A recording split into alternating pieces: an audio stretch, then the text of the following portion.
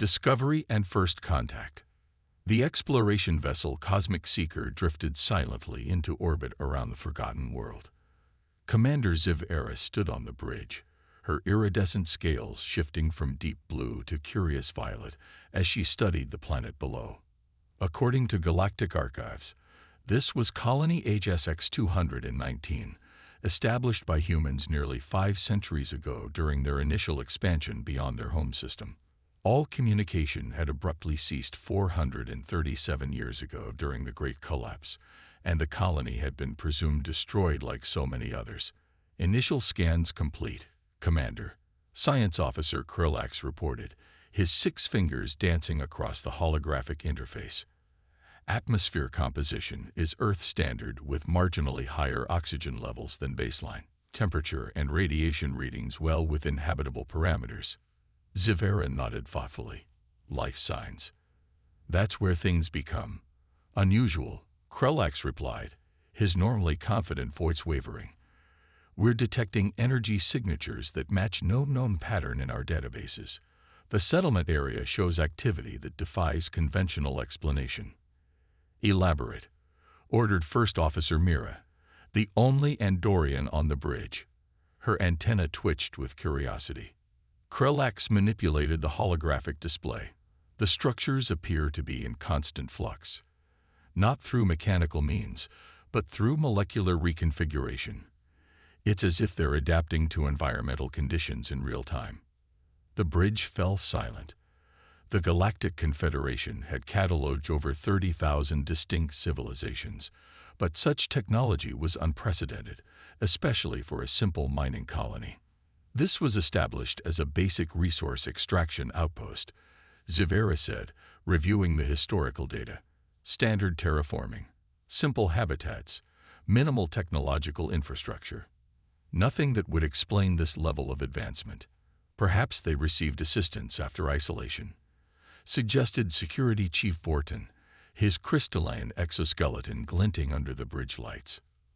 Unlikely, Mira countered. This sector was completely cut off when the quantum network collapsed. No recorded ship has visited in over 4 centuries. Ziv Era made her decision. Prepare a landing team. Full environmental protection and non-invasive sampling only. First contact protocols in effect. She paused, looking at the shifting landscape below. And bring the quantum dampeners. Something tells me we'll need them. The descent craft pierced the planet's atmosphere with minimal turbulence. Through the viewports, the explorers witnessed a landscape that defied conventional understanding. What had appeared from orbit as simple structures revealed themselves as complex arrangements that shifted and flowed, not like liquid, but like something between states of matter. The surrounding vegetation rippled in patterns too orderly for natural growth. Energy readings are extraordinary, xenobiologist Dr. Tella whispered, her translucent skin glowing with excitement. These plants aren't merely photosynthesizing. They're processing and transmitting data. The landing craft settled in a clearing near what the old maps identified as the colony's central hub. As the team prepared to disembark, their sensors suddenly flared with warnings. We're being scanned, Vorton reported, his hand moving instinctively to his neutralizer. Multiple frequencies, unprecedented resolution. Defensive positions, Mira asked. None detected, Vorton replied, sounding puzzled. No weapons signatures whatsoever. The expedition stepped onto the soil of HSX-219 with the caution born from centuries of first contact experience. The air carried a hint of ozone and something else, a metallic tang that seemed to coat their various respiratory organs. The ground beneath their feet felt strangely responsive, as if adjusting to their weight. The buildings, Dr. Tella breathed, pointing toward the settlement. What had appeared from orbit to be simple structures were revealing themselves as something far more complex. Surfaces rippled and shifted, not chaotically but with purpose. Patterns flowed across them, not decorative but functional, conveying information. It's a language, communication specialist Jin realized, her auditory receptors expanding, or rather multiple layers of communication happening simultaneously. As they approached the settlement center, the changes became more pronounced. The structures seemed to respond to their presence, reorganizing to create pathways and sightlines. "They're guiding us," Zivera said. "Or hurting us," Vorten countered. In what must have once been the colony's central plaza, they found the first direct evidence of the original human inhabitants. A memorial statue stood in the center. A human figure, arms outstretched. But unlike the fluid structures around it, this statue remained solid, unchanging. "Colonial Governor Elijah Kaufman," Jin read from the plaque, "who led us into transcendence." As if triggered by their attention, the plaza around them suddenly transformed. The ground, buildings, even the air itself seemed to crystallize into a three-dimensional display. Holographic figures, humans, appeared, going about daily activities from centuries past. "It's a historical record," Dr. Tella whispered. "But how?" The holographic scenes accelerated, showing years passing in minutes. They watched as the colony faced crisis after crisis, environmental catastrophes, resource shortages, diseases. Then came the moment when communication with Earth ceased. The colonists' panic was palpable even across centuries. Then came Governor Kaufman's solution, a radical fusion of human consciousness with the colony's artificial intelligence systems and the planet's unexpectedly responsive ecosystem. The visuals became increasingly abstract as the transformation progressed, but the message was clear: survival through adaptation and integration. "Impossible," Krelax whispered. "The technological leap required, the biological modifications." "Not impossible," came a voice from everywhere and nowhere. "Merely improbable." The team froze as the air before them coalesced into a figure, humanoid but not quite human. Its form shifted constantly, boundaries blurring between flesh, technology, and environment. "Welcome to New Genesis," the figure said. "We've been expecting visitors for quite some time." "You're human?" Zivera asked carefully. The figure smiled, an expression both familiar and alien. "We were human. Now we are more." It gestured around. "This entire colony, every structure, every plant, every particle of soil, is us. We have become a unified system, a collective consciousness tied to this world." "How many of you survived?" Dr. Tella asked. "All of us," the figure replied, "though not in the way you understand survival. Our bodies died centuries ago, but our consciousness persists, distributed throughout the environmental systems Governor Kaufman developed." "You're claiming digital immortality?" Vorten asked skeptically. "Nothing so simple," the figure replied. "We're not uploaded minds in a computer. We're a new state of being, part digital, part biological, part something else." As if to demonstrate, the figure extended a hand, and the matter around it flowed, creating a perfect model of the cosmic seeker in orbit above. "We've been studying you since you entered the system," it said. "Your technology is impressive but limited by your understanding of consciousness." "What are you called?" Zivera asked, sensing they stood at the threshold of something momentous. The figure seemed to consider this. "We still call ourselves human, though that term has expanded in meaning. Individually, I am the consciousness that was once Dr. Amara Kaufman, descendant of Elijah Kaufman. I speak for the collective." "What do you want from us?" Mira asked. Amara's form rippled with what might have been amusement. "Want? Nothing. But we offer something the galaxy needs, a new understanding of what consciousness can become." The alien team exchanged glances, each processing what this meant for their respective civilizations. "We would like to learn from you," Zivera said carefully. "And we from you," Amara replied. "But first, you should understand what happened here." Her form expanded, encompassing the entire plaza. "Let me show you our transformation." The world around them dissolved into light and memory, and the alien visitors found themselves falling into the history of a forgotten human world that would change everything they thought they knew about consciousness, evolution, and the future of life itself. Revelation and consequences. The aliens of the Cosmic Seeker found themselves immersed not in a simulation but in a sea of memories, not viewed as external observers, but experienced as if they were there. They felt the colonists' desperation when the quantum network collapsed, cutting them off from Earth and all human civilization. They understood the calculations showing their supplies would last only 4 years. They tasted the fear. Elijah Kaufman was a consciousness theorist specializing in emergent systems. Amara's voice explained as they witnessed the past unfold. He hypothesized that consciousness itself was a transferable pattern that could exist across multiple substrates simultaneously. The memory shifted to laboratories where exhausted scientists worked frantically, interfacing neural networks with the colony's environmental systems. The planet itself had surprised them.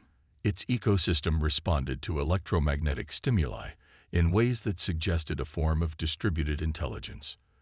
We weren't just fighting for survival, Amara continued.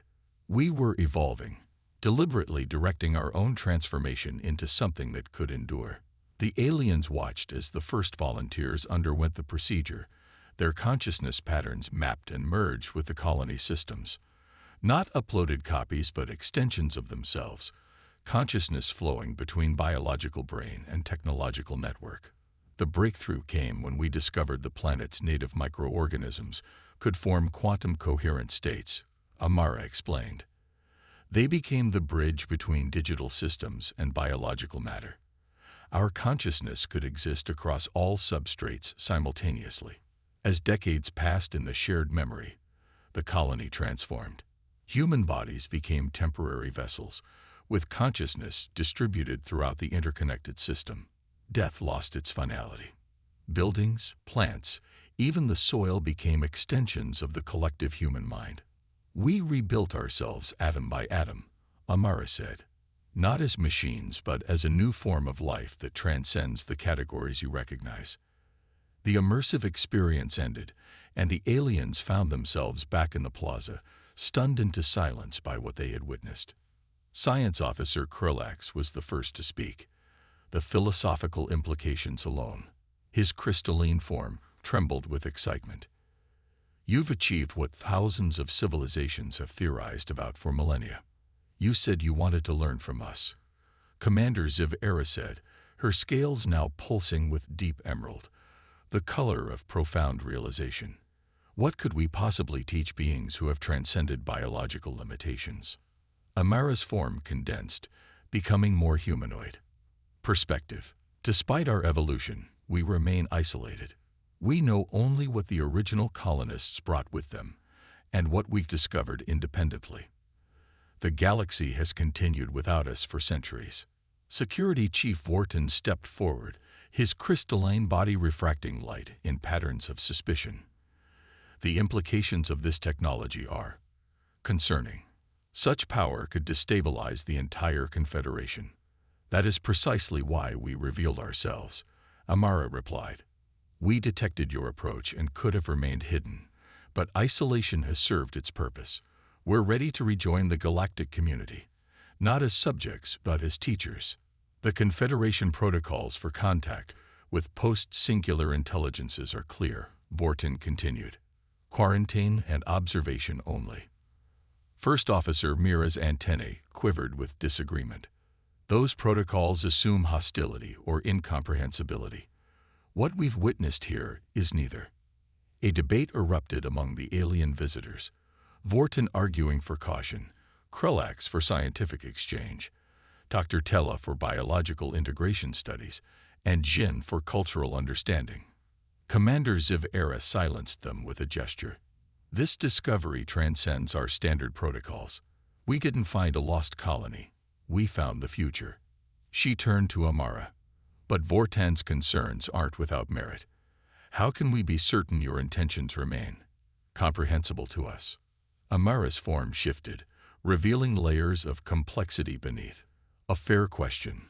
We have evolved beyond individual human limitations, but we've preserved human values, curiosity, compassion, the drive to understand. We could demonstrate by sharing a portion of our knowledge immediately. What knowledge? Krulax asked eagerly. Your ship's propulsion system operates at 38% efficiency. We can show you how to achieve 74% without additional resources, Amara said matter-of-factly. Your quantum communication network suffers from cascade degradation. We can provide algorithms to eliminate that flaw. Your medical technologies are advanced, but still treat symptoms rather than patterns. We can change that. The aliens exchanged glances, recognizing the truth. This single colony possessed knowledge that could advance their civilization by centuries. And you would share this freely? Ziv-Era asked. Knowledge benefits from distribution, Amara replied. Isolation breeds stagnation. We've learned that lesson thoroughly. 3 days later, the Cosmic Seeker prepared to depart. The ship's databases now contain terabytes of revolutionary scientific knowledge, freely given but carefully curated to ensure the aliens could understand and implement it safely. More importantly, the ship carried a diplomatic agreement, the first between the Galactic Confederation and the posthuman collective of New Genesis. On the bridge, Commander Ziv-Era finalized her report to Confederation Command. She had aged years and days, her scales now permanently flecked with the white of wisdom. This will change everything, Mira said quietly beside her. Yes, Ziv-Era agreed. The philosophers will debate the nature of personhood for decades. The scientists will require centuries to fully understand what we've been given. The politicians will panic, then adapt. Are we making the right decision? Mira asked, bringing them back into galactic society. Ziv-Era closed the report with her personal recommendation: full diplomatic recognition and knowledge exchange. The Confederation was founded on the principle that diverse perspectives strengthen us all.